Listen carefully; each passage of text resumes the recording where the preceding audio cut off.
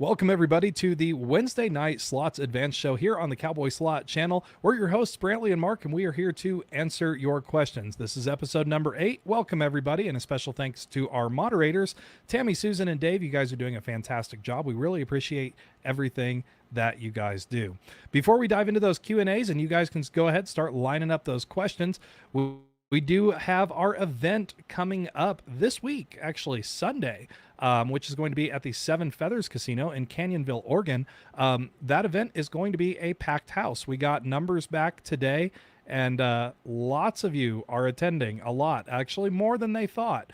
So it's going to be a really, really special, fun event. It will be broadcast live, so if you cannot attend, you will still be able to watch it. We actually already have that live stream set up, so if you guys want to go onto the YouTube channel and set your reminders, you can click on that slots seminar for Seven Feathers event. You can set your reminders to watch it if you can't be there. So we love to provide you guys with all kinds of information, and we love to do it for free. So this is something that we wanted to do because if there's a lot of you out there that weren't able to make it, we still want you guys to be able to watch it and enjoy it. So that stream is posted if you guys want to set your reminders. And again, that's going to be this Sunday, April 16th. Now, even though it will be live streaming, we will not be able to answer questions during the live stream. There will be no live chat during that stream because we will not be able to be answering questions online, but it is still there for you guys to watch and enjoy, and we'll be taking questions live in the audience. So it's going to be a great show. We hope that you all can tune in, and for those of you that are coming out, we can't wait to see you. So anyway, guys, so we're going to dive right into our question and answers. As a reminder, this is the advanced show, so we do prioritize those advanced questions first. So if we don't get to your question, it's not that we're skipping y'all on purpose or anything like that, but we do like to provide answers for those advanced questions first, and then time permitting, we'll go into the more basic questions. We do have our Sunday show, of course. Next Sunday is the exception. There won't be a live stream for question and answers this upcoming Sunday because we have the event, but we do offer our Sunday show, and then also our Member Mondays, which, by the way, thank you, Jenny, for your membership. We really do appreciate you. Make sure to tune in on Mondays for the special Member Monday show. Anyway, guys, we're going to go ahead and we're going to dive right into it. So go ahead, start lining up your questions, and we'll start taking those. And Mark, off to you for the first question. Sounds great, Brantley. All right, and yeah, we can't wait to see you guys. I know a lot of you in here are definitely coming, so it's gonna be a fun show. It is not just question and answer, guys. We got some surprises in place for you guys, so it's gonna be a lot of fun, lots of hands-on and excitement. All right, Paul Andrews, you're number one here. So, question: do you have a sense from Nevada gaming revenue reports how much better the payback percentage is for off-strip slots compared to on-strip? I feel like buy-in lasts longer. Yeah, so all of this information is public information. So in the state of Nevada, you can go to the state of Nevada's Gaming Commission website and look up past return to player statistics for different regions. And they are broken out, especially in Las Vegas, by the downtown area, as well as on the strip. And then your outlying, kind of the local places are there as well. And you can kind of see what the returns are over certain periods of time. They usually do it by month and quarter and then year. And then you can kind of see what they are. But again, just try to remember that those stats that they're coming back with are an aggregate of all the machines in that class. So all the machines that are nickels, or all the machines that are $5. And if you think about how many machines are in Las Vegas, even on the strip or even downtown, that's a lot of machines. And you will definitely see bigger swings the lower you look at it. So if you just look at the month, you're going to see bigger swings month to month because that's not a lot of play, right? The way these machines work is that over the long period of time, they start to shrink in variance and get closer to the actual payback percentage that was set on that machine. So almost always the longer term that you look at, like the 12-month, is going to be a more accurate depiction of what is really going on in each of those casinos. So I think looking at the monthly one, it doesn't really tell you anything. And as we've talked about a lot on this channel, is that in the short term, you're really not going to notice anything. All things considered equal, you should probably always play at a casino that has a higher return to player on average over a long period of time. But just don't go in with the expectation that it's always going to be better, because that's not necessarily the case. In fact, it's usually not the case. So we want you to understand where that number comes from. It's an aggregate of many, many pulls over a long period of time. And so there will be swings up and down, but that is not because they're changing payback percentages or anything like that. So yeah, I hope that answered your question, Paul. That's really what's going on there, and how we interpret those statistics and how we use that information to better our play inside of a casino. All right, back to you, Brantley. Very good answer and a good question. So thank you very much for that, and thank you for your answer, Mark. And question here from Vic: do you recommend Thunder Cash for the build-up method? Best number of lines? Good question. So Thunder Cash is a wonderful game. We play it all the time here on this channel.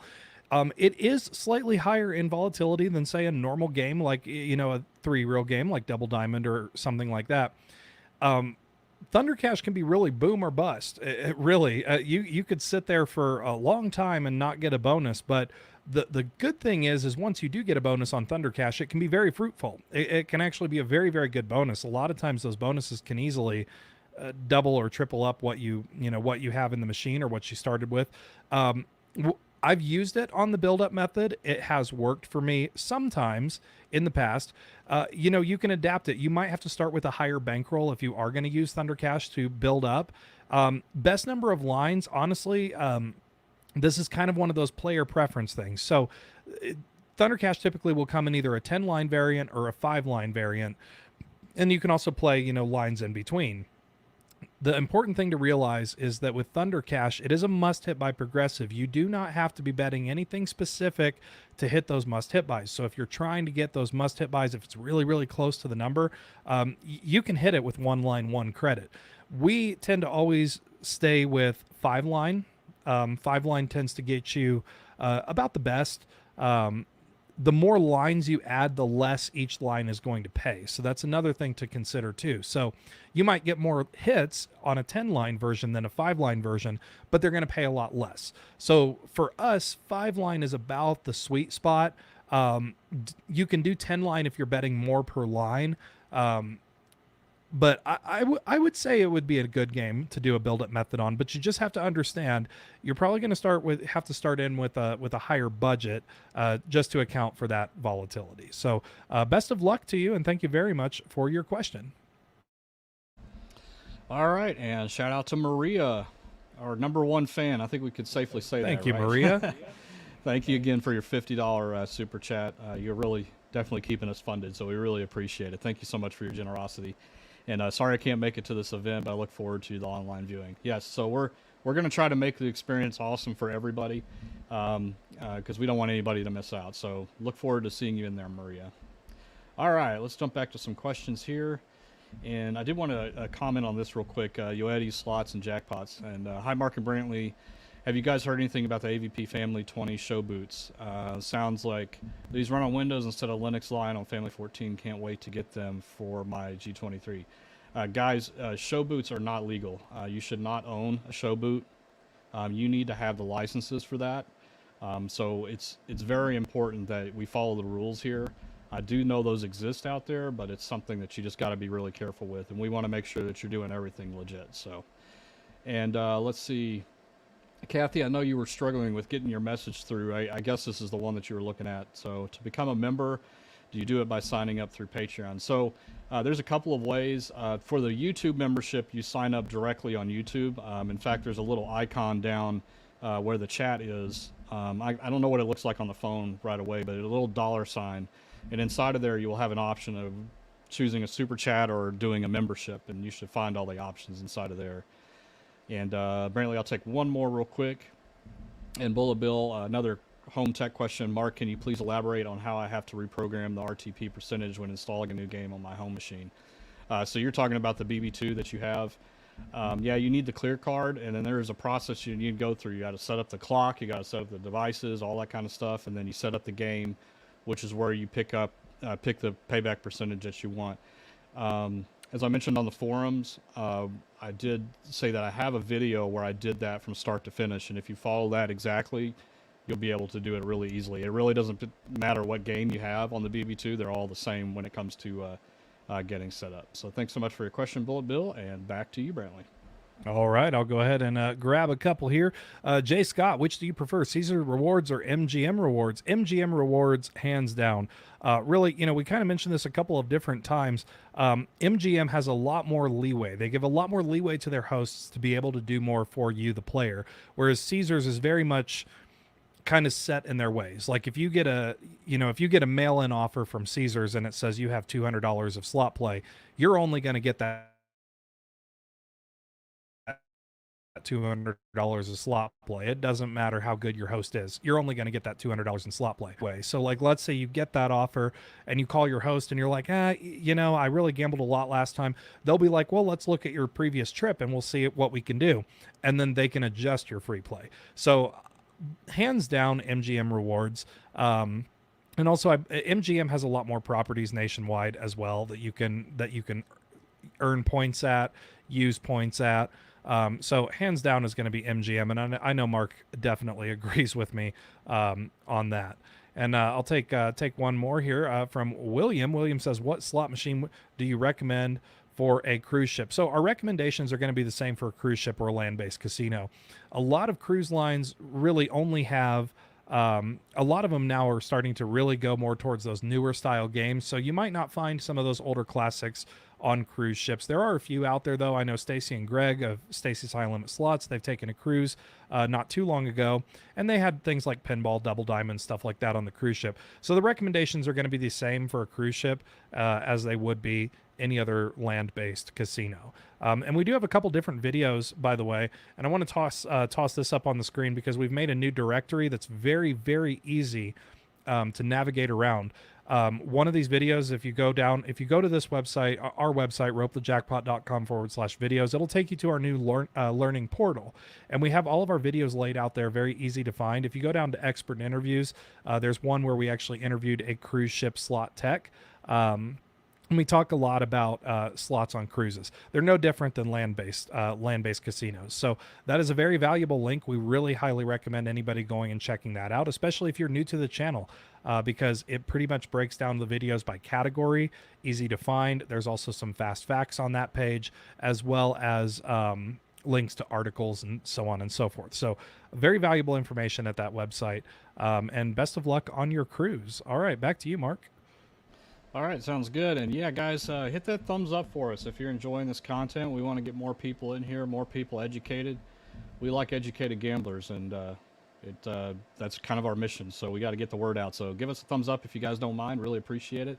If you can't find it, if you're on your phone, you can just shrink the chat real quick, and the thumbs up button's there. We just really do appreciate it. So thank you so much, guys. All right, let's see. Nancy says, just returned from Reno on Sunday, stayed at Atlantis. Hours after I left, someone won the Megabucks. $10 bet won $14 million. Just curious, what is the protocol when someone gets a huge jackpot? So the funny story is I noticed when we were in Aria just last week that it was reset. It was around 10,040,000, which means it just went. So you were the one, or at least that person is the one that reset it. Megabucks only hits every couple of years, guys. It doesn't. It takes a long time to hit it, and that is statewide. So Megabucks is completely statewide in Nevada. I don't think it goes anywhere outside of Nevada. I think it's just isolated to that region. But yeah, that's quite the hit, right? Protocol when that hits a jackpot, well, you're going to be waiting a while for your money. Number one. A lot of times those big ones, you probably get paid in annuities, things like that. They probably make you meet with a financial advisor. Megabucks is a shared jackpot, so the gaming commission has to get involved. So there's a lot of stuff that goes on in the jackpot that size, especially when it's shared amongst a lot of casinos. So yeah, if you ever are lucky enough, I wouldn't care. They could tell me to come back 2 days later as long as they're going to give it to me. I'm like, take your time, do what you need to do. I don't want you to rule it out, you know. So, yeah, there's a lot of process of winning a jackpot that big. All right. And Kim Rodriguez says, when I'm playing the slot machine and when it doesn't seem to pay, I'll cash out and put my money back in. Does that help getting a pay by making the machine thinking a new player sits down? Absolutely not. Remember, guys, slot machines are completely random. Every time you press that spin button, it is a separate event. So it does not know what has happened in the past and changes its programming on what needs to happen in the future. Okay, that just does not happen with slot machines.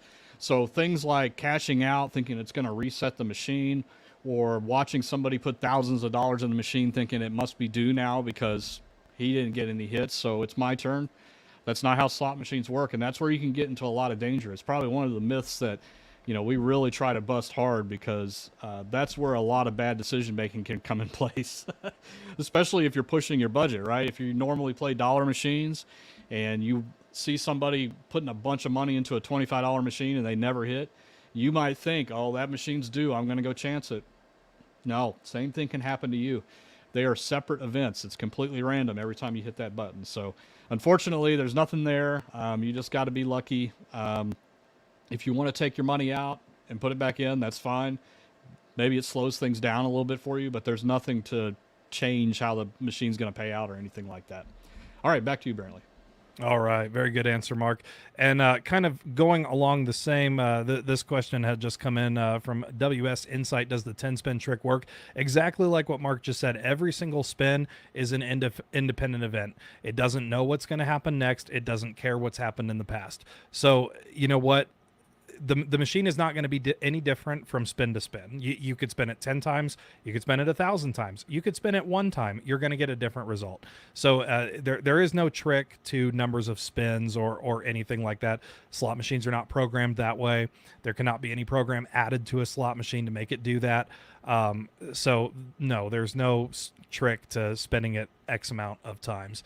All right, Bullet Bill 25 has a question here. Are you legally allowed to own an IGT slot machine for home use? IGT has my favorite slots, Wheel of Fortune and Price is Right. So this question is a yes and a no. Of course, you are allowed to own IGT slots for home use. There's no restriction saying that you can't. There are a couple of machines and game titles in particular that you cannot. Wheel of Fortune is one of those. Wheel of Fortune is very, very protected. You cannot own a Wheel of Fortune machine at your house. If you have a Wheel of Fortune machine at your house and you were to publicize that you have a Wheel of Fortune machine at your house, they will come knock on your door and take it. It has happened before. So there are a couple of specific titles that you're not allowed to have, Wheel of Fortune being one of those. But all the rest of them, of course, you are allowed to have IGT machines in your home. And I'll take another one here from Fast Pays. Saw a tech going from machine to machine testing buttons while watching him. I noticed a machine went straight into the bonus round. I asked how often this happens. He replied between 7 to 10 times. So there's no... A lot of times machines do need tested if there's a technical reason for it. So if there was, recently any kind of new hardware added, like a button panel or anything like that, there's different types of button panels. You have a dynamic button panel and a static button panel. If they change the game that requires a different button panel, they will need to test the new button panel to make sure that everything works. We have seen this process firsthand. Actually, if you go to the video library, look up the video pinball setup. This is where we actually followed the installation of a pinball machine and what all goes in that. And they actually show the testing process and exactly what they do. They'll use a voucher from the cage. They put it in, test everything, test all the denominations, test all the bet amounts, test all the buttons, the handle, all of that. It's a very, very cool process to see. But no, there is no, they can't purposely trigger a bonus or anything like that. But testing is normal. And that's just that. But there's nothing that, the machine doesn't do anything different than it would if it was a normal player being there. So go check out that video. It's called Pinball Setup. It's in our video library. It is a very cool video because it's stuff that nobody else is able to see. You actually get to see the entire process of what it looks like to set up a machine from start to finish. So if you guys haven't seen that video, please do go and check it out. All right, Mark, back to you. All righty, sounds good. All right. Oh, and just one thing I wanted to add to that too, especially the second part of that. I asked how often this happened. He replied 7 to 10 times for going straight to the bonus round. Guys, be very careful with information that you hear from slot attendants or technicians or managers or anything like that. A lot of times they are telling you that not to be nefarious, but again, that's how rumors get spread. There is no way anybody can predict how often a bonus is going to hit. You can look at data, like the data that we have for the machines we talk about, like Pinball and Top Dollar, because we have the averages. But whenever somebody just says, oh, you should play that machine, a slot attendant might say, play that machine because no one's hit it all day and it's due. Be very careful with that information. I don't think they're intentionally doing it, but they're just like you and I, you know, rumors get spread that way. So just be very careful when you hear that. All right. Let's jump back to some questions here. And Femin says, when you are in the orb bonus in Dragon League, is each spin independent or is the bonus already predetermined? So each spin is independent. But what the random number generator can pick from changes every time an orb is collected. So the more orbs that you have collected and held on the screen, the fewer chances you get of getting more orbs, if that makes any sense. And you'll notice this. Let's say that you collect the first 6. You'll notice when you do that next spin, you'll see a lot of orbs appearing on the reels as they're spinning. It's because there are a lot of orbs on those virtual reels. But you will also notice, let's say you have 14 collected and you just have that one spot and you spin it. You might notice no orbs appear on that roll as it's going through, or maybe just one. And that is because it just gets harder and harder as it goes along, but it's still random. Each of those orbs that get collected, it's still random on each of those spins. It's just like I said, it's about what it's picking from is what changes along the way. So no, it's not predetermined. And shout out to Andy and Steve here. Do you keep your home machines off when not in use? No, they must stay on. You will want to keep your machine on all the time. Make sure it's in a surge protector and leave it on as much as you possibly can. Now, when I go on long trips, I will turn them off sometimes. But it's important to leave them on because of mostly the battery inside of there. If the battery drains, you will have to replace the battery. And if it drains too much, not only do you have to replace the battery, but you have to do a clear on the machine to get it back up and going. And that turns into a nightmare. Again, guys, these machines are built purposely, intentionally to be on all the time. They're always on in the casino. So they're just not meant to be turned off and turned on all the time. It's just not good for them. And you always have that risk of turning it off and it not turning back on the next time for some weird reason. It's always something. Braylon and I always joke about that, but it's always something. So just best to just leave them on all the time, and you'll be in good shape for it. It doesn't drain a lot of power. It's good. Anyway, that's it for that. All right, back to you, Braylon. All right, we do have a super chat here from Brenda. Brenda, thank you very much for that. $19.99 super chat. Thank you so much. The super chats and super stickers are greatly helpful to the channel, and we really do appreciate that, guys. Love your channel. Great information. Thanks so much. Well, thank you very much for being here. And we have 324 of you guys watching us right now. We do have quite a bit of questions already stacked up in our queue to get to, so it might take us just a minute to get through all of the questions. So just bear with us. We'll probably get to your questions. So just hang tight and be patient. We really do appreciate that and from you guys a lot. All right. Let's see here. Seattle Susie Q says, kudos on the new library page on your website. I especially appreciate the articles. Videos are hard to take with me to the casino. Yes, pretty much all of our videos are broken down into articles, guys, on our website and in that learning portal. So if you maybe want to take something in writing with you to the casino, you can take those, it's right on your phone. It's a great portal. It's a great learning portal. So, if you haven't yet checked it out, it's on our website, ropethejackpot.com, and just tap on that start learning button. All right, and going to take a couple more here. So this question, I have a question about Haywire. Since a line hit can trigger multiple payouts, does that mean that getting a line hit is less likely to occur? Good question. I would say not necessarily, because the Haywire feature does not trigger on every single payout. So you can still get normal line hits just without the Haywire feature. So it's not more or less likely to trigger anything. And Haywire is actually a really good game. It is coming back. As you saw, we just posted a video of the new Haywire. So it is coming back in a new cabinet that is a lot of fun, and it looks like it just looks really, really cool. I think that's probably going to be the next machine that Mark and I have to buy for our homes, is a new Haywire machine. Sherry has a question about FastPay. Can you explain how FastPay works? I know you digitally sign and put your PIN in, but how do you get your 1099 at the end of the day? Good question. So a lot of times, I've done FastPay a couple of times. Never have I gotten a 1099 that day from it. Usually that's something they'll either mail you or you can request it at the end of the year from the casino. But fast pay is really, really nice. I enjoy that feature. I will say though, like especially if you're watching your budget, probably don't recommend fast pay, just because once it goes to that credit window, it's really, really easy to respend it. But essentially how fast pay works is usually you can either set it up in advance with the casino the day of your arrival. You do have to set it up each day. You can set it up the day of your the day that you're playing, or after your first jackpot. Every casino's policy is different.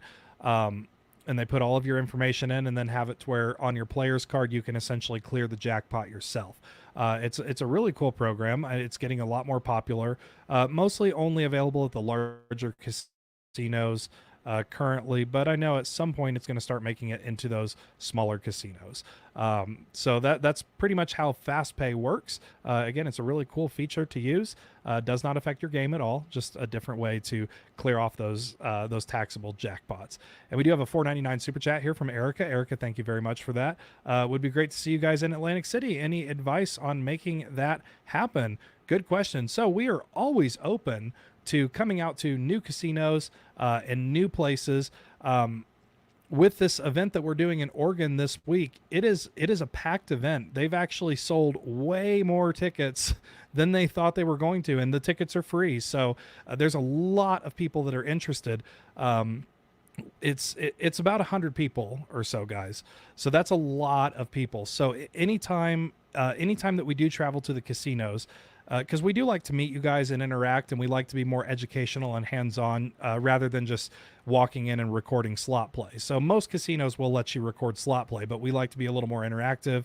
We like to be able to meet you guys and talk to you guys. So we do have to work with the casinos individually. So this is what I would recommend. If you have a casino in your area and you would really like us to come out, my best advice is to talk to the marketing manager or talk to the slot manager and have them get in touch with us. On our website at ropethejackpot.com, we do have a contact portal, and we do have a drop-down option there for media and business inquiries. So have them reach out to us, because we do have to be able to work with them about collaborating an exact, a meetup point and all that, so it's not a cluster.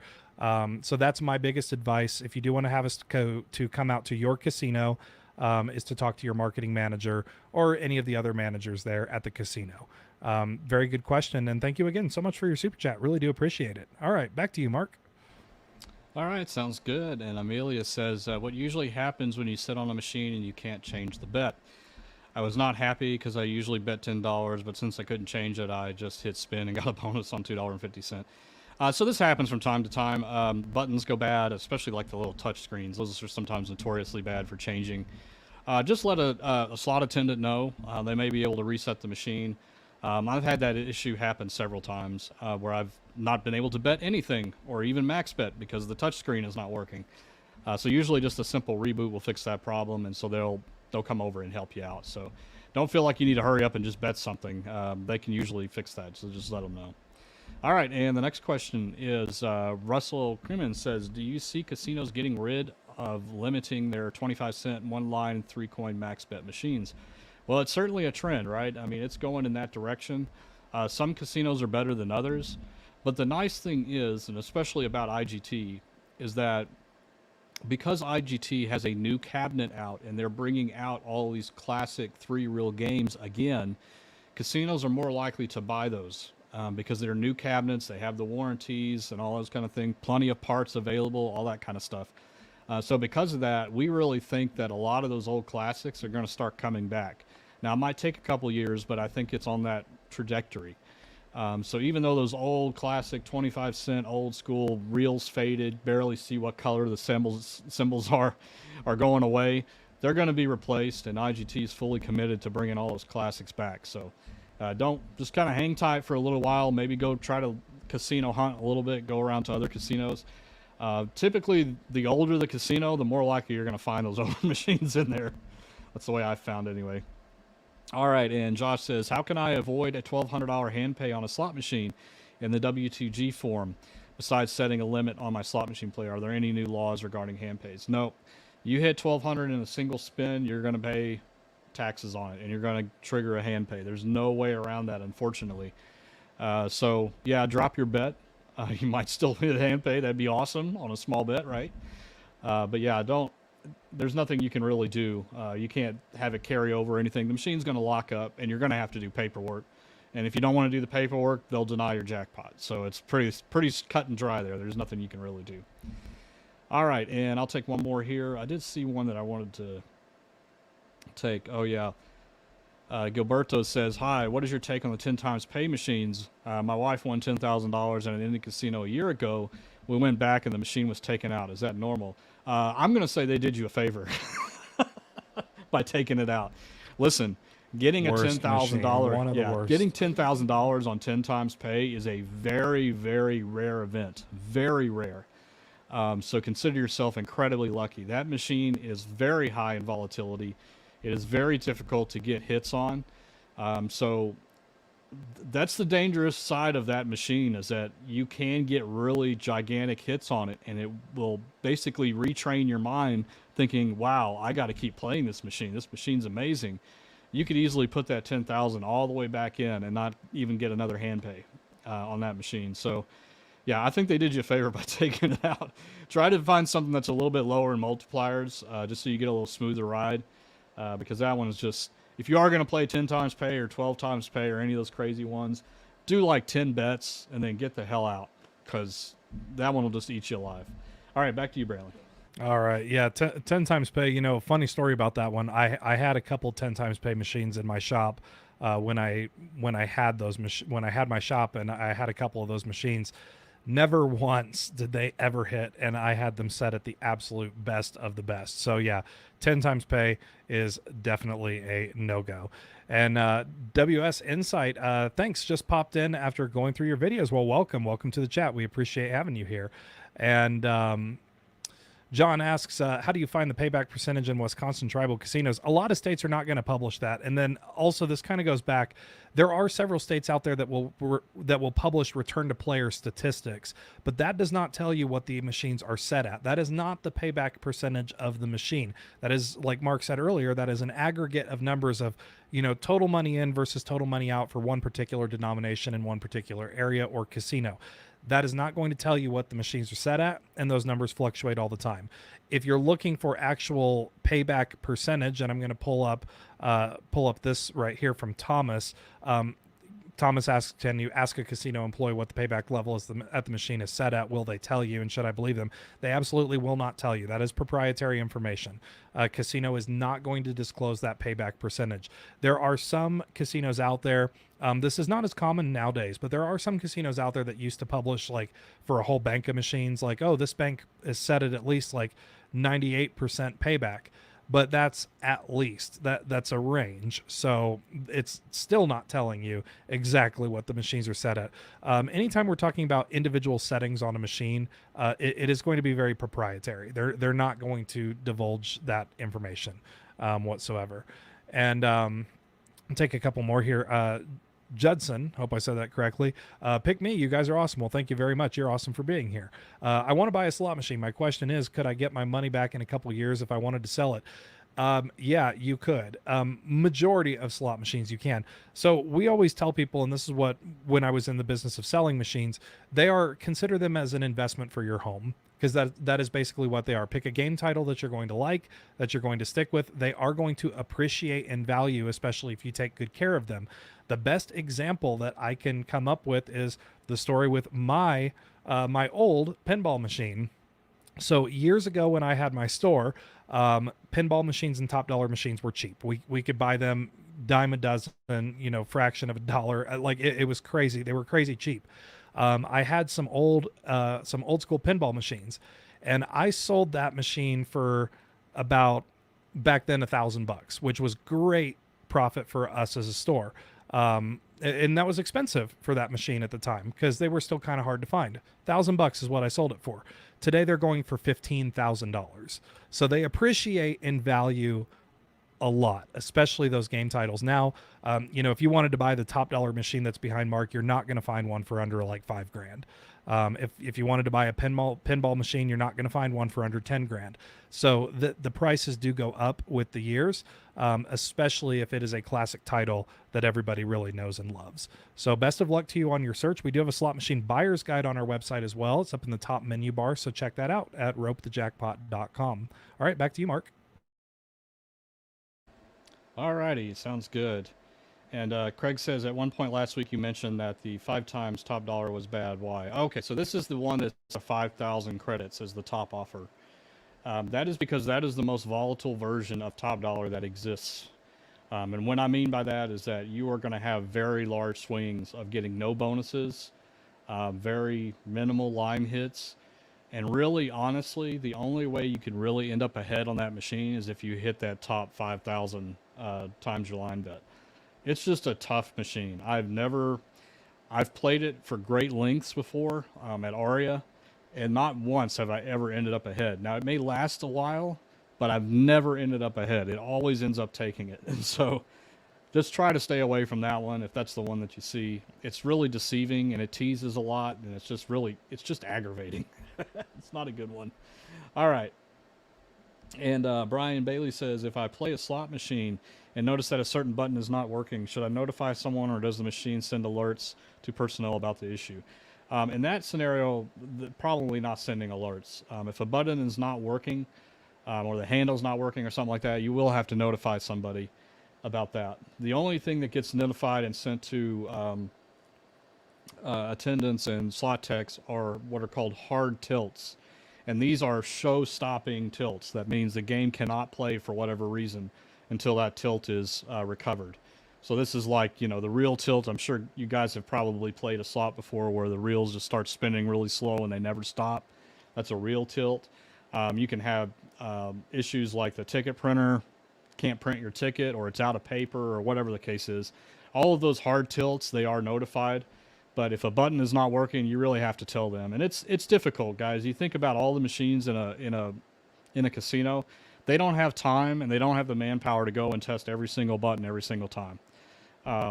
Even the new Diamond RS at Aria, the pinball, the one on the right, the max bet button doesn't work, but you can still play it with the touchscreen. But you have to go and tell somebody, because I think I've been there 3 times now and it's still broken, but I didn't follow what I'm telling you. I should have gone and told somebody, but I didn't. But those kind of things you do have to tell them. All right, back to you, Brantley. All right. And we do have 363 of you guys in here right now. A lot of good questions lined up. Keep those questions coming, guys. We're getting through them as best as we possibly can. Gonna quickly rapid fire this one here. Do you guys think players cards gives an edge or not? Players cards do not affect the game at all. 100%. That is not a theory. That is a fact. You do not. Players cards don't affect the game, period. It is more of a benefit to use them because you're not only getting the benefits from the casino, such as your free rooms, your free play, everything is accurately calculated, but it also helps you for tax time for your win-loss report. So use those players cards. That is not a theory. That is 100% a fact on that. And Joe asks, I play a lot of online slots and roulette. Can you advise whether this is fair gaming? Honestly, and we've talked about online gaming a lot. It is a massive gray area. It is. And when you are, I cannot stress this enough, when you're playing games online, you are playing games that look like a slot machine. The comparison stops there. It looks like a slot machine. It does not act like, nor is it programmed like a real actual slot machine. Here on this channel, we do not recommend online casinos, period. It's just too big of a gray area. And the Dazzle asks, are all of the games with Dragon Link series the same in volatility, or do they vary in volatility amongst each other? They actually vary. So I've seen the documentation for the Dragon Link series of games. There are some games, like, for example, I want to say the best, according to the math in the documents, I want to say the best Dragon Link game is actually Genghis Khan. Genghis Khan is the best, and I think Autumn Moon is the second best. So they do vary in volatility. There are different levels of volatility even within the Dragon Link series of games. So yeah, that is true.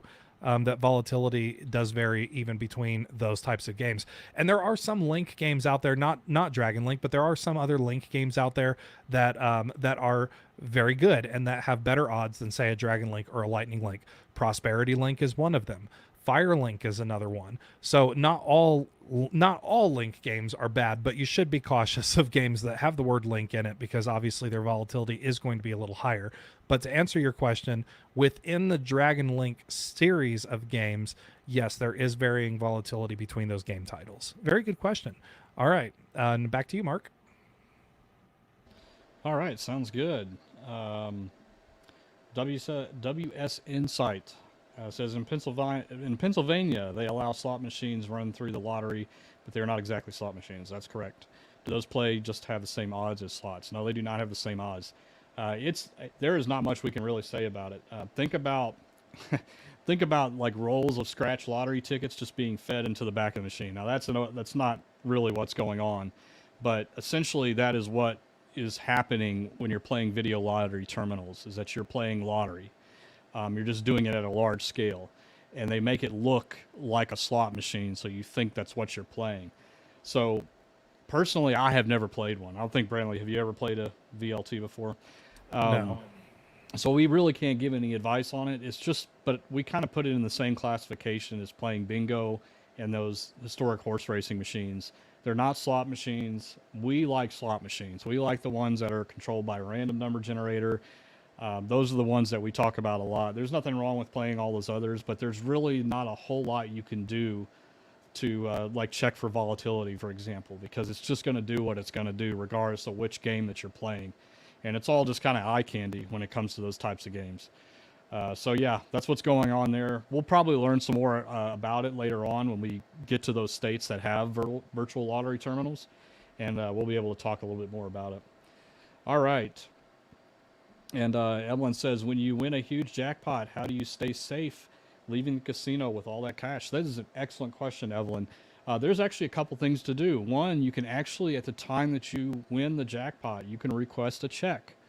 It might take a little bit longer to get your money or get your check, but most casinos will do that for you.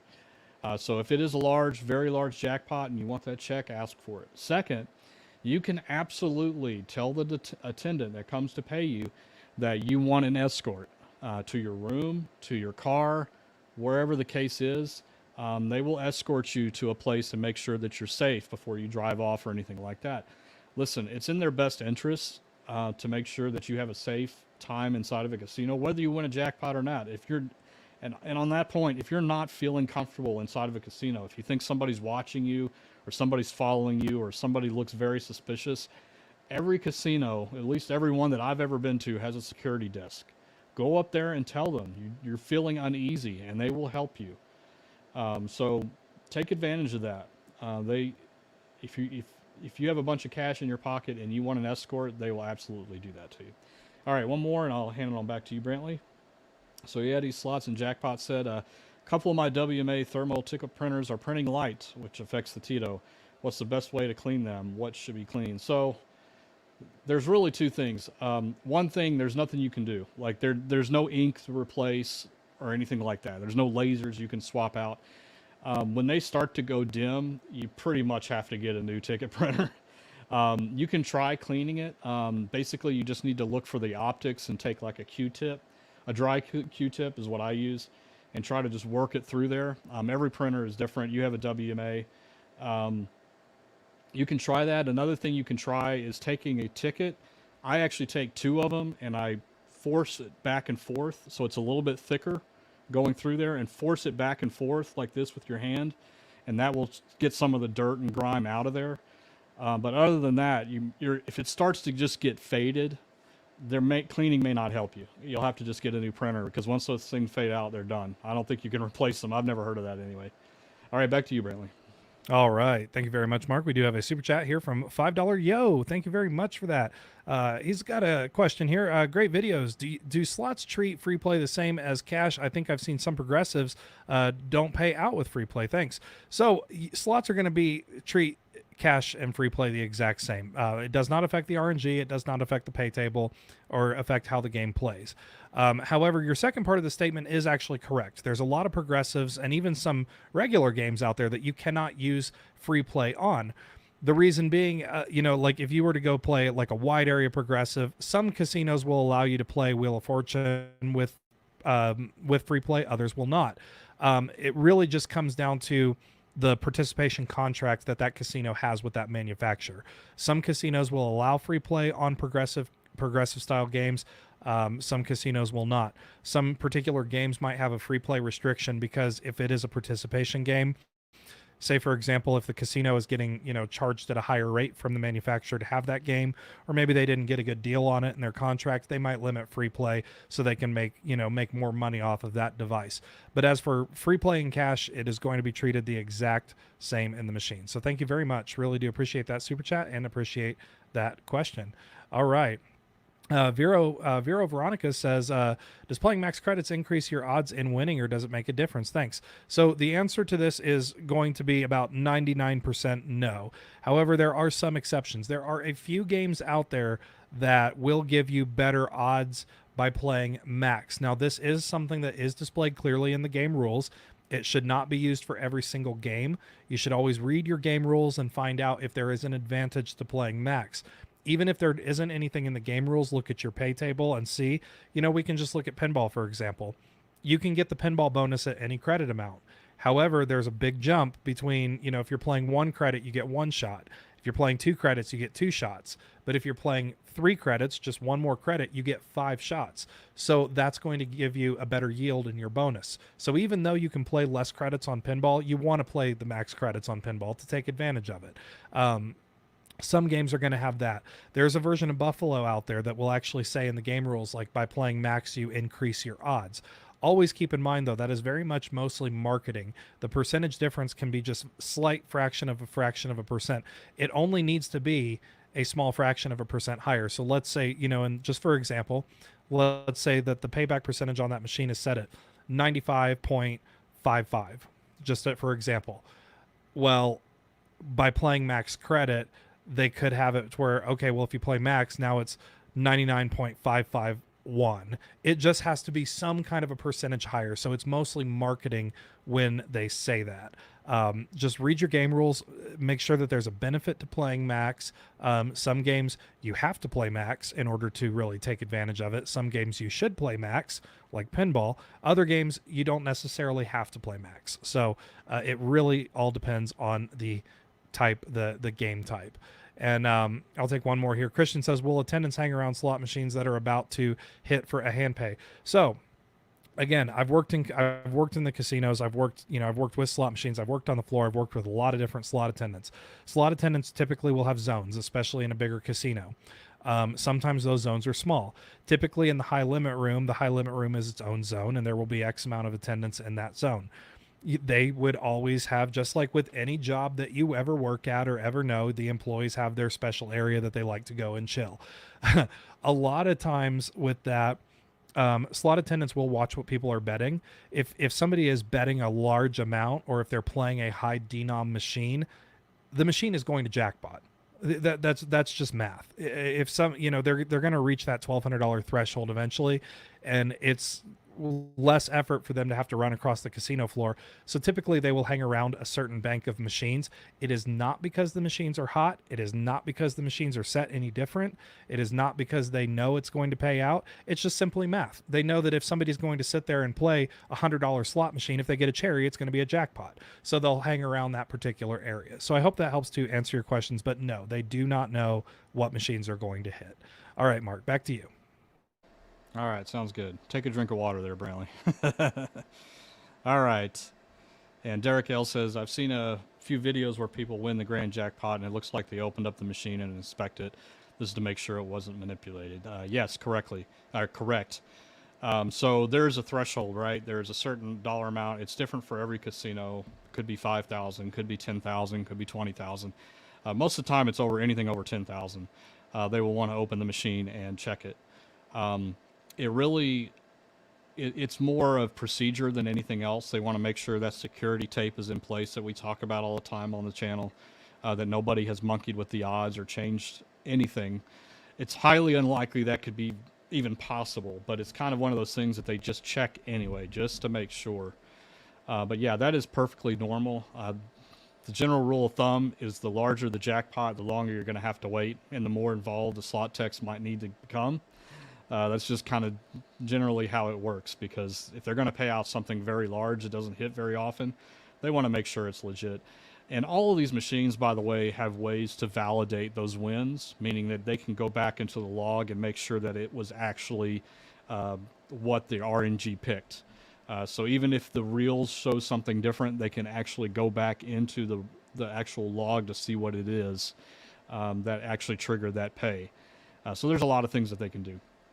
And Linda said, "Did I tell you guys I bought an SUV just to drive around from casinos to casinos?" Well, I hope you did it with that must-hit jackpot that you won. I know you're always chasing those, Linda. So I hope you won it with that. And Fast Pace says, "I worked at Horseshoe in Bossier Cities 3 years, and I wanted to know if jumping machines to machine was better." It doesn't increase your odds. It doesn't change anything about how the random number generator is going to pay out or anything like that. We jump around to machines just because we want to cut the cycle, right? We talk about that all the time. We think it's important to not just get so fixated where you're like, you can't seem to get up from the machine because I'm not getting up until I hit the bonus. We've all been there, right?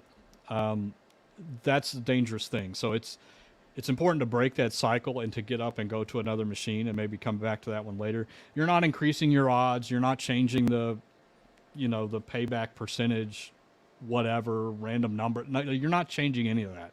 All you're doing is just moving to another machine and slowing your play down, right? So that's the only benefit that's really happening there. There's, again, guys, just try to remember one thing. There is no way any manufacturer or casino would ever allow a slot machine on their floor that could be manipulated in any way by a human being, okay? If you think about that statement, all of the myths that we talk about will just erode away. Okay, so there is no way that could happen. All right, back to you, Brantley. All right, very good answer, Mark. I do want to touch on this. Bullion Bear brought this up. This is kind of the first question Mark took. This is touching on it a little bit. If a machine does hit a top line jackpot, do they remove the machine from the floor until a company tech can analyze it, or do they just shut it down and leave it on the floor? Typically speaking, if it is a large jackpot, so like we'll just use Megabucks for example, because we were talking about that earlier. If Megabucks hits, they will turn the machine off. They're not going to pull the machine from the floor. They will just turn the machine off until somebody comes out to verify it. And that's usually only for very, very large jackpots. We actually have seen that it doesn't even have to be Megabucks. It doesn't even have to be a progressive. We saw this actually at Aria not too long ago, not on this trip, but the last trip. Actually, the machine that Stacy loves to play, the Red Hot Sevens, which is an old school 3-reel classic game. Somebody was playing it on like the $100 denom and they hit the triple. Well, that's half $1,000,000. So they had that machine turned off. It had the triple on the screen, and it was turned off for them to come and verify it. So it doesn't even have to be a progressive for them to do that. We do have a super chat here as well from Sue. Sue, thank you very much for that $10 super chat.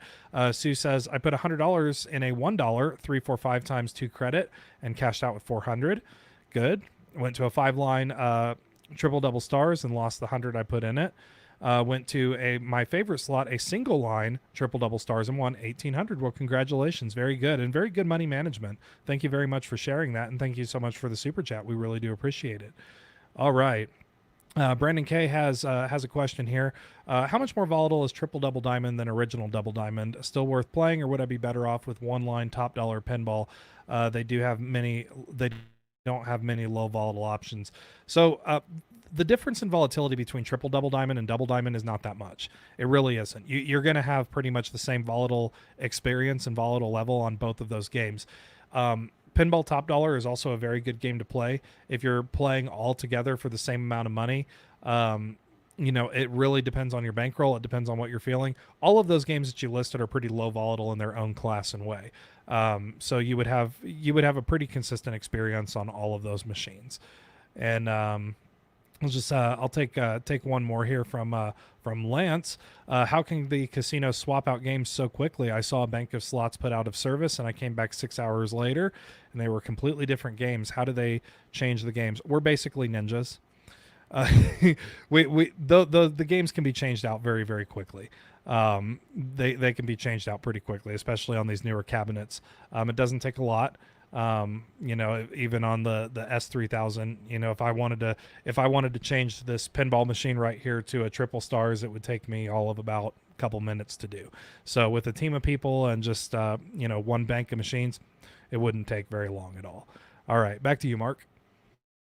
Alrighty, sounds good.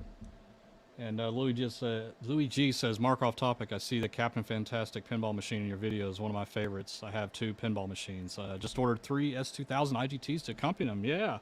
Well, there it is. Captain Fantastic. You can see I got crap all over the top of it. I use it as a stand. I know it's horrible, but that's what happens. Yeah, it's a fun game. I enjoy working on that one as well. All right, WS Inside said, I was playing a machine in West Virginia, and it was pretty hot. I got kicked off the machine to let it cool down. Is that legal? Well, we're going to make sure that you're talking about temperature here. Not hot and cold, as the machine is hot and cold.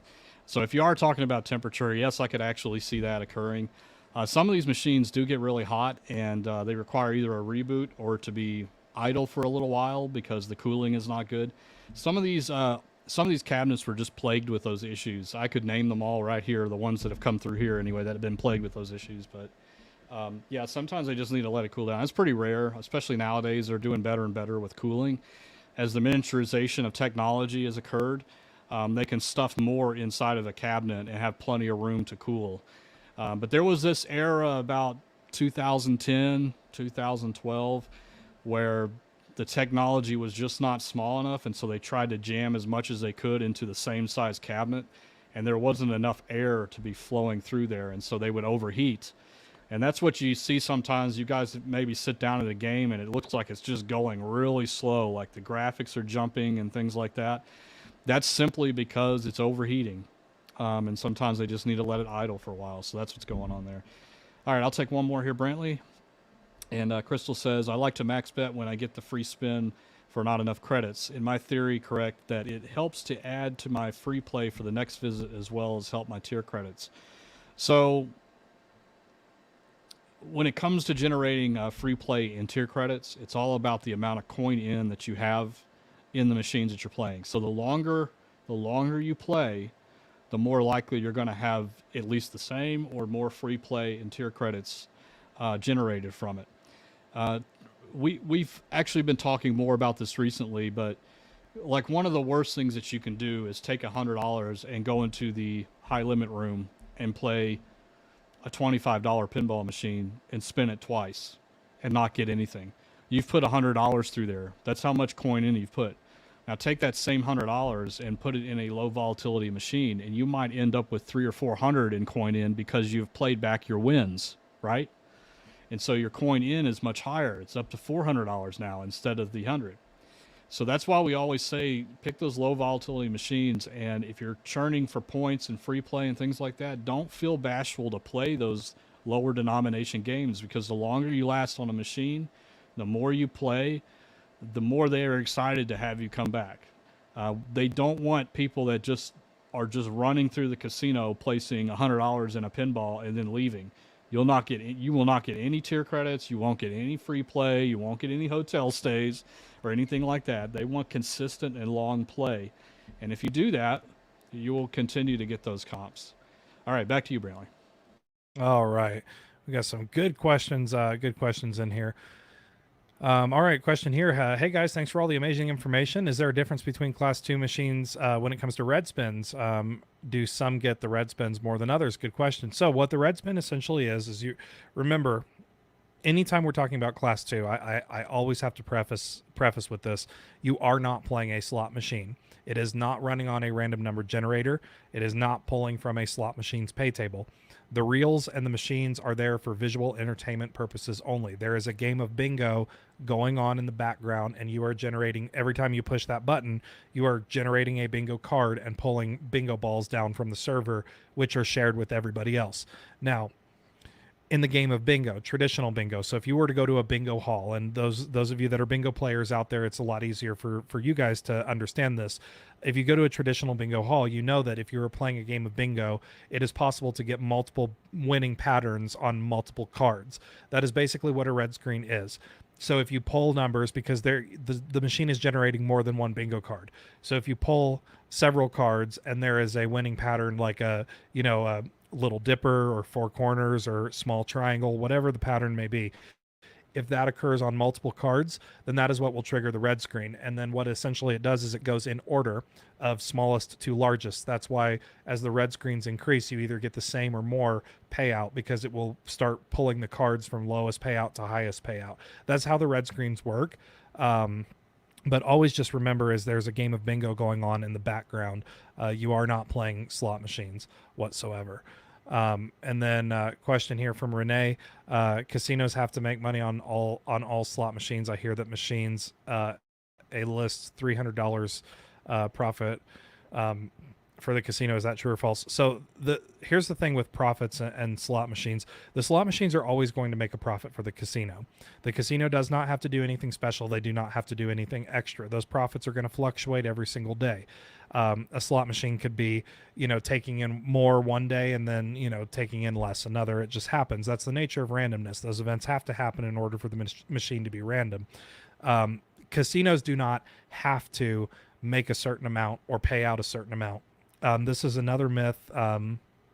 This is another myth that we hear a lot, and people say, oh, the casino is required to pay X amount of dollars. No, they are not. That is not a real thing. So the machines will make money for them in the end. That is going to fluctuate that is going to fluctuate through time. That is just the nature of randomness and the nature of, dealing with large numbers. So the casino doesn't have to do anything special or different with the slot machines. So that would be false in that sense. Mark, I don't know if you wanted to add anything to that, but I'll hand it off back to you. No, that was perfect, Brantley. Well said. All right, David Ryan has, this is what we all have experienced too. If I'm sitting at a slot machine, $5 machine, I cash out and get up, someone sits down and hits the jackpot in the first spin. Did I just miss out on it? Well, technically you did miss out on it, but you would have had to hit the button at the exact same microsecond that person did. So try to keep that in your mind. This is one of those things that it irritates the crap out of you. I understand. We've all been through there. I've gotten off of machines where Brantley was playing and he ends up coming back and getting the jackpot on it. And it's irritating, but you know what? It's the way they work. He hit it at the right time, the exact right millisecond. If you would have done the same, you would have hit it. But, that's how slot machines work. You just never know. And T says, Mark, have you ever gotten the 1,000+ offer on your top dollar machine? So on this one, I've gotten it twice already. Now on when I had the 5-line top dollar, I got it 8 or 9 times on that one. So it's much more frequent on that. It's very difficult on double top dollar though. All right. And I did see a couple questions here that I wanted to take. We do have a super chat. I can grab that really quick. Yeah, go for it. $5 from Kevin Deal. Kevin, thank you very much for that. We really do appreciate it. My wife said you are always lucky. I said I always watch Cowboy Slots. Well, thank you very much for that, Kevin. We really do appreciate it, and we appreciate you being here, so thank you very much. All right, back to you, Mark. All right. Yeah, I found the 2 questions here. So WS Inside said it was hot as in hitting. They told me it needed to cool down. Guys, listen, there is no such thing as hot or cold machines. There's no state that a slot machine can exist in where it is in a paying cycle intentionally or it is in a losing cycle intentionally, okay?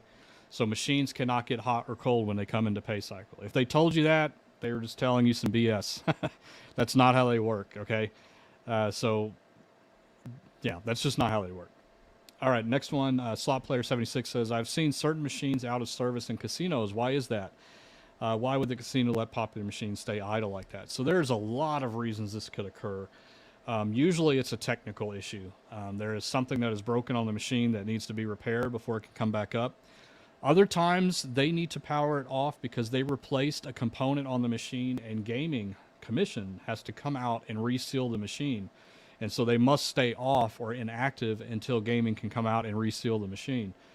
So those are the 2 biggest reasons that machines are powered off, and especially if you see one powered off for a very long time, weeks and weeks, they are probably waiting on gaming to come out and seal the machine for them. And we've talked about this a lot. That's just a process that that casinos have to go through whenever certain components are changed in the machine. Anything to do with the logic unit of the machine that is controlling how the reels decide what to land on, anything around that has to be resealed by Gaming Commission. So just keep that in mind. All right, back to you, Brantley. All right. Thank you very much, Mark. All right. Jim. Hope I said that correctly. What does Class 2 and Class 3 machines mean again? I asked the Fame Emporium, and they said they are not Class 3. So Class 3 is the only classification, and I cannot stress this enough.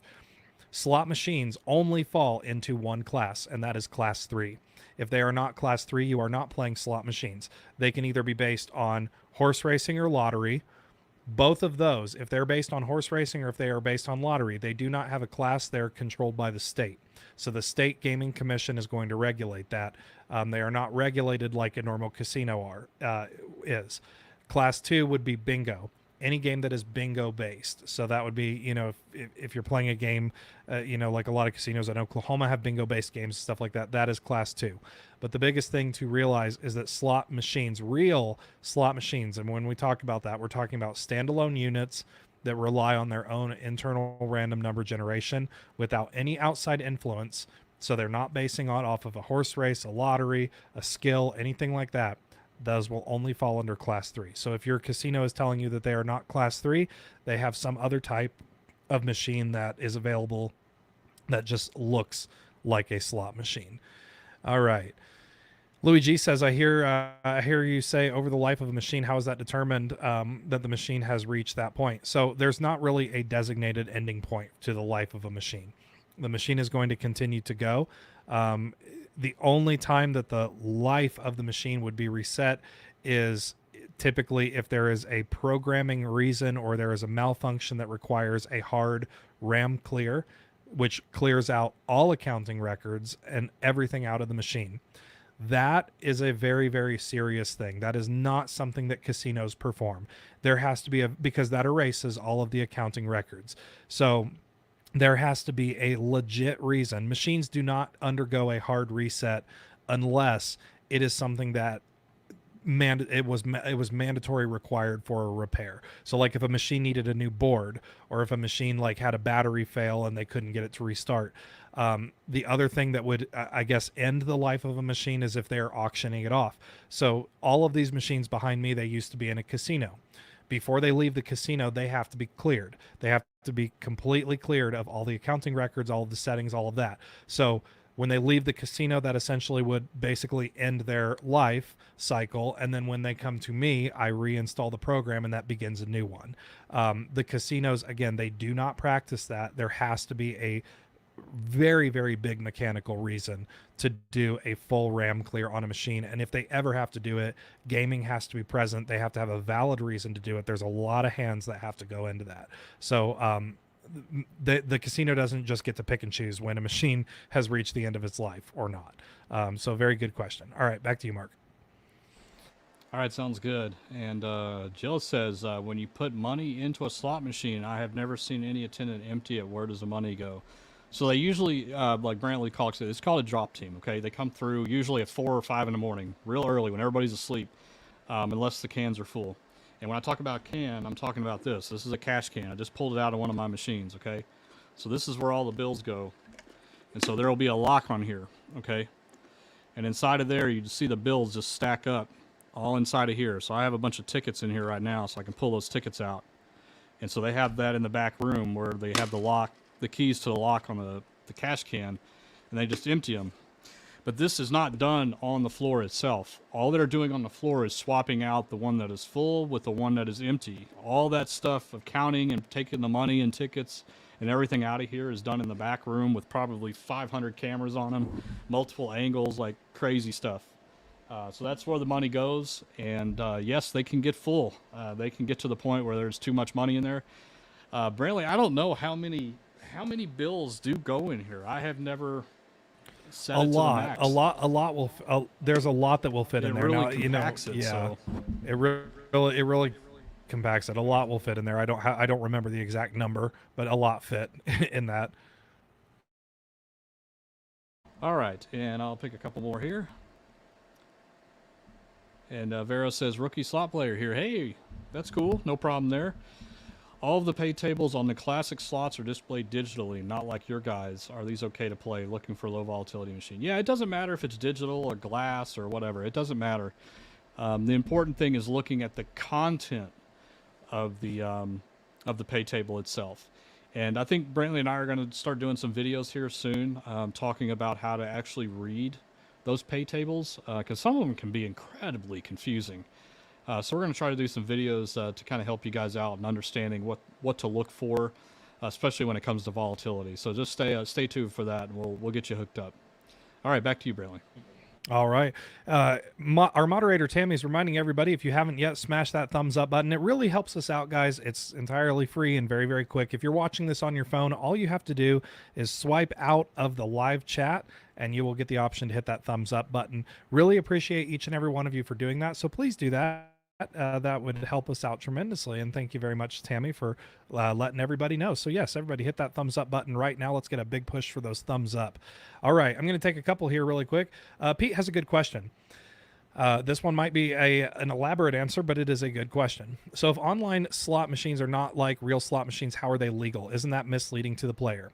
Here is the truth, guys. There are only 6 states in the entire United States that it is legal to play online slot games. They're not called slot machine, they're online slot games. Only 6 states allow that. There are only about 4 actual legit online casinos. You've got MGM online, BetMGM Casino, Caesars, FanDuel, and DraftKings. Like those are about the only ones that are like truly, truly legit. But there are thousands of websites out there that will allow you to play online slots. And here's the thing. The biggest dead giveaway, for example, we'll look at a state like Wyoming, for example, here in Wyoming. So here in Wyoming, we can do sports betting, but we cannot play online slot games. If I were to download the Caesars app and try to play an online slot game, it would not allow me to do it because I am located in the state of Wyoming. If I go to any other website and it's like, sure, yeah, come on, you can play, that is your red flag right there. It is very misleading to the players. We do not recommend it. It is not legal. There have been court cases about this. There was actually somebody, and I'll have to look up the exact case. There was somebody in Ohio. It was a man in Ohio, and he was playing an online slot game, and he won a jackpot or whatever, and the website that he was playing through refused to pay him, and he tried to sue.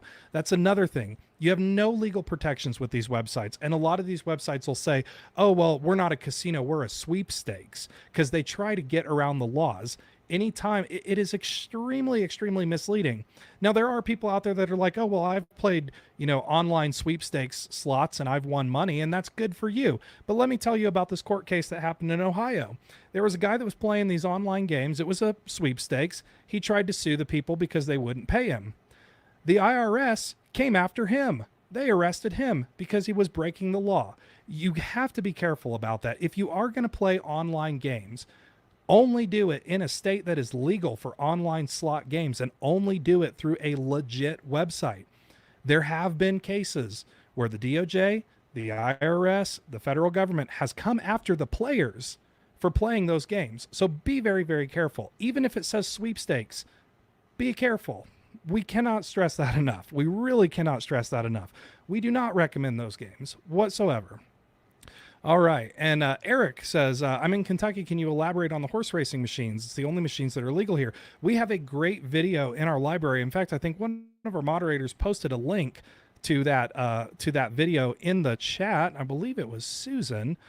Posted a link to the video. Yes, it was Susan. So she posted a link to that video.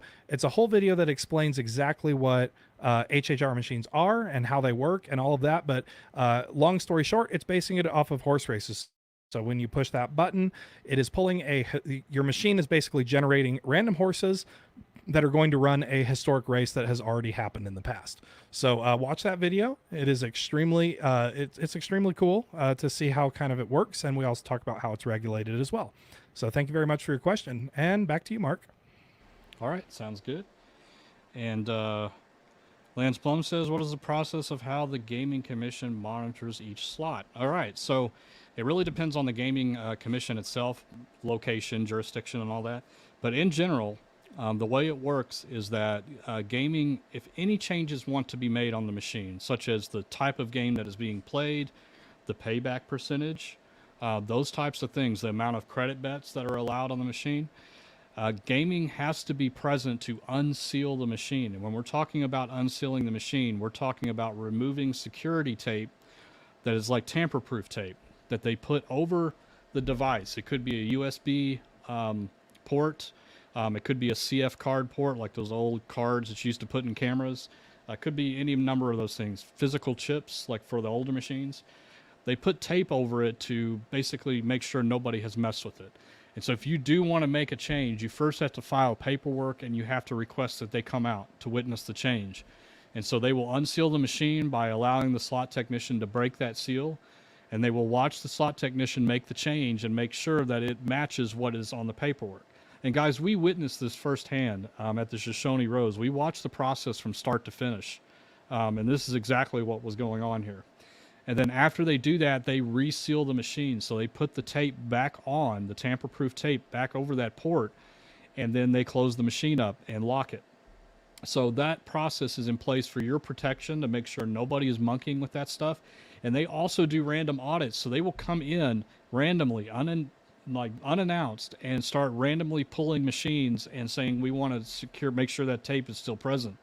And so for that reason alone, casinos do not monkey with that stuff because they will lose their gaming license, and that is murder for a casino. That would be it. Even if there was a fine that needed to be paid, as soon as the word got out that they were monkeying with stuff without gaming being present, their casino would be finished. I mean, I would never play at a casino that was ever caught doing something like that. So it's kind of a very big honesty system. Like they would just never do that because it's too risky. So that's what we're talking about when Gaming Commission monitors each slot. It's not like they're physically looking at all of them all the time, but they put that tape on there to know that they were the last ones that were witnessing any kind of changes on that machine. So very good question, Lance. And then I'll take one more here. Gasella says, thank you for answering the previous questions. No problem. Does Windstar have Class 3 machines? Yes, they do. In fact, the majority of the floor now at Windstar is Class 3. It's actually a little bit difficult to find Class 2 machines, and it's not like it used to be. It used to be all Class 2 there when they first opened, but Class 3 has definitely started to take over. And again, the way you look at it, two ways. If you do see the bingo card anywhere on the machine just by looking at it before you even sit down, then it's a Class 2 machine if you see a bingo card. Also look on the bet panel. Sometimes it's on the bet panel down below where you're picking how much bet, credits that you're going to wager. But even if those two, you don't see a bingo card, go check the game rules where it shows the pay tables and go all the way through it. If any of those screens show bingo patterns or bingo tables or anything like that, you're playing a bingo machine. If all three of those things fail, it's a Class 3 machine. So yeah, Windstar has plenty of those, so don't worry too much about that. All right, back to you, Brantley. All right. I'm going to take a two-parter here really quick from Kathy. Going back to talking about those sweepstakes casinos. So this is the first part. Kathy says, I also enter sweepstakes as a hobby, have done this for over 30 years. Continues to say, but you have to know which ones are legit and which ones are not. So here's the thing about sweepstakes casinos. They use the term sweepstakes to circumvent around the laws. But there is something that is in the rules of every single sweepstakes casino. If you look at the rules of every single sweepstakes casino, the first thing that you're going to see is void where prohibited. That right there, void where prohibited. It is technically prohibited in 45 or 44 out of the 50 states. So the problem with that is, and it goes back to that court case in Ohio, yes, there are people that play online sweepstakes and they're able to cash out, like they might say, oh, I cashed out, $1,000 or whatever. However, they are under no legal obligation to pay you whatsoever. They can deny you all day long for any reason that they want to. And the thing is if it ever comes back, because this has happened more than once in the court system, if it ever comes back, they will end up coming after you, the player. They will not go after them. Also because most of them are based overseas. They're based in places like India. They're based in, the Caribbean, somewhere like that. They're based overseas. the government's not going to go after them. They're actually going to go after you, because in that contract, it says right there, void where prohibited. So there's a lot of states out there that prohibit those kinds of things. But basically what they're doing is, when you sign up for those online sweepstakes casinos, they're basically putting their hands up and saying, hey, okay, this is on you. If you want to play it, it's going to be on you. So if anything ever happens, you know, if stuff hits the fan, you're the one that's going to pay the price. Does that happen to everybody? No. There's a lot of people that play online sweepstakes casinos, and they do get paid out and they do win and stuff like that. But just know, if the day ever comes that there's an issue, it can come back on you. And that's why we do not recommend those online stick to, if you are going to gamble online, stick to something that is regulated, like Caesars or MGM, something that's based here, something that has regulatory bodies, and somebody that follows the laws, follows your state's laws. That's going to be the best thing for us to recommend. All right. And Mr. Banana says, Bellagio or Aria, which is better of the two casinos to play at getting ready to go to Vegas? I'm fond of both. Bellagio has a really good mix of machines. Aria also has a good mix of machines. Bellagio has a few older machines, but I know their floor has been changing a lot lately. They're both going to be about, they're right next to each other. I would visit both. Honestly, I would check out both. They both have an excellent selection of machines.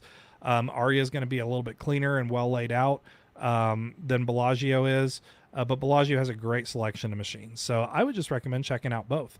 And that's it. And I'm going to pass it off to Mark, but I just want to let you guys know we are approaching the end of our live stream. So we're going to burn through those last couple of questions here, and then we will go ahead and conclude our show. And we do have some closing statements as well, so don't go anywhere and stick around for those. All right, couple more questions, and off to you, Mark. All right, sounds good. And by the way, there is a free tram that goes between Aria and Bellagio, so take advantage of that if you don't want to walk it, especially in the summertime. All right, Nana Leach says, I played high volatile game, Jackpot Gems, 27 max on 25 cent, hit 5,400. Employee said that machine hits a lot. I left and came back an hour later and hit 3,700. Can machines keep hitting? Yes, they can keep hitting, but you know what? They can also keep not hitting. It's random. It has to be. Like, those are the things that have to happen. So yeah, sometimes the machines just seem to be paying well, and then other times they seem to be not paying well. But I assure you with 100% certainty, it is not programmed to behave that way. It's all part of randomness. So just because you're experiencing that doesn't mean it's going to continue. You just happen to hit the button at the right time. So yes, an employee was probably correct and said that machine hits a lot, but the other side of that is it also doesn't hit a lot. It has to. It's a slot machine, right? It has to do both of those things. It can't just always hit. So there's just no magical science there. So just try to remember that as you play it, that you can definitely go back to that game and just have a miserable experience on it. It could happen, but it sounds like you did a good one. So no problems there, right? All right. And $5 Yo says, would you play Class 2 machines? Should they be avoided? I wouldn't avoid them. I've done actually pretty well on them. Just realize that they are just mostly completely dumb luck, and it really doesn't matter what denomination you play either. The percentages are pretty much always the same. And so when it comes to playing Class 2 bingo machines, just remember that you're playing bingo and stick to your budget, and you could have a good run. But it's just like any other machine. It feels pretty random, and that's why a lot of people mistake them in slot machines, because they feel and they act the same way as a slot machine. But that's all by design, right? They want it to feel that way, but you're still at the end of the day playing bingo. But yeah, you don't need to avoid those. All right, and we'll finish it up with this last question. And stay tuned, guys. We got some final thoughts here. So Jim says, in my gaming emporium, it happened to me many times, even before my machine hits a jackpot while in a free pin or bonus. It will already show on a winner's board that it wins. Gaming emporium, not Class 3. Yeah, that is correct. It is technically possible in a Class 2 game that it will show you the win either by showing you the pattern on the balls picked before the reel stops spinning, for example, or in the middle of a bonus session. So that is technically possible, that you will know what you're going to win. But remember, that does not mean that you're manipulating anything. It's just telling you that you already won, and then it's playing out what the actual result was on visual cue, whatever it is, a spinning reel or a video screen or whatever the case is. So on Class 2 machines, yeah, in some cases that could happen. Not often, but it could happen. All right, back to you, Brantley. All right. And guys, since we're at the tail end of our show, I just want to let you all know, in case you do not have not yet checked it out, our website does have free forums where you guys can ask your questions 24/7 and also talk to people in your area or in other areas all across the globe. So it's a whole lot of fun. There's a lot of valuable resources on there.